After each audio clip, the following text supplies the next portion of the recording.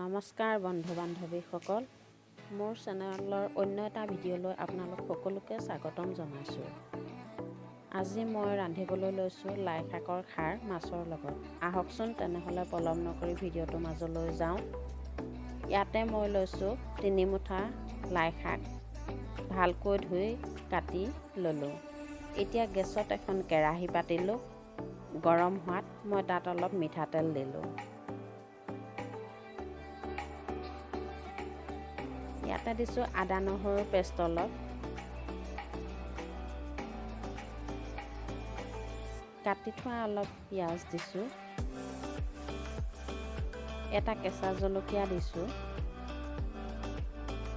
আৰু এইখিনি মই ভালকৈ লৰাই দিম।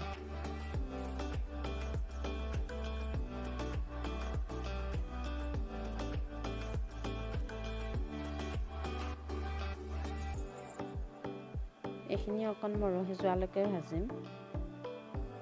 এতিয়া মই কাটি থোৱা লাই শাকখিনি দিছোঁ। সোৱাদ অনুসৰি মই অলপ নিমখ দিছোঁ আৰু অলপ হালধি পাউডাৰ দিছোঁ আৰু এইখিনি ভালকৈ লৰাই দিছোঁ।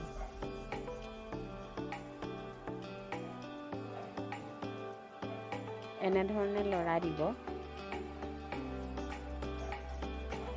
যাতে সকলোতে তেল, নিমখ, হালধি লাগি যায়।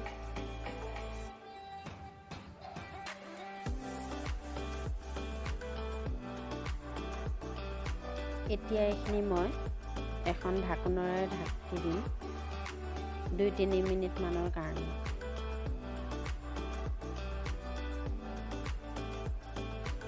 পুনৰ আকৌ ঢাকনখন গুচাই এবাৰ লৰাই দিম।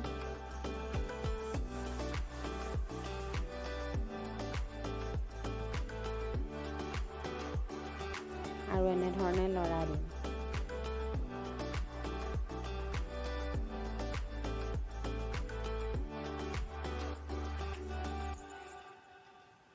এতিয়া মই ইয়াতে এগিলাচ পানী এড কৰিম।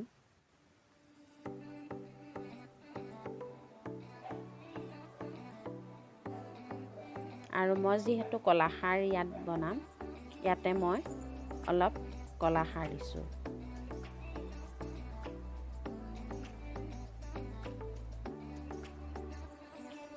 আপোনালোকে কলাখাৰৰ সলনি কিনা খাৰো ব্যৱহাৰ কৰিব পাৰে। বেকিং চ'ডা,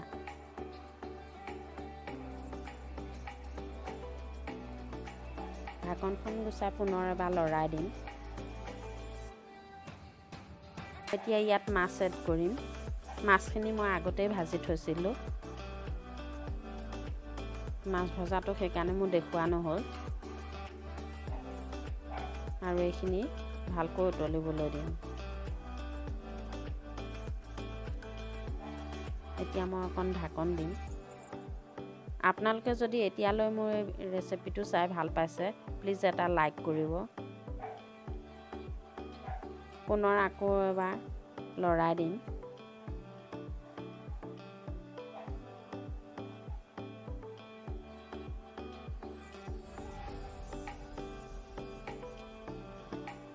লাই শাকৰ খাৰ খাবলৈ বৰ সোৱাদ লগা হয়, মোৰ বৰ প্ৰিয় হয় আৰু সহজতে বনাবও পাৰি, টেষ্টি হয় আৰু হেল্থি হয়।